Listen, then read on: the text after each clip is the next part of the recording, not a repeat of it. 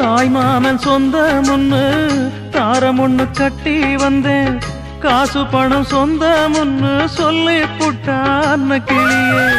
உச்சாணி கொம்ப தொட்டேன், ஊர்பாக்க மாலை இட்டேன், மெத்த ஒன்ன சுத்தி வச்சு நிக்கிறனே வெட்ட வெளியே.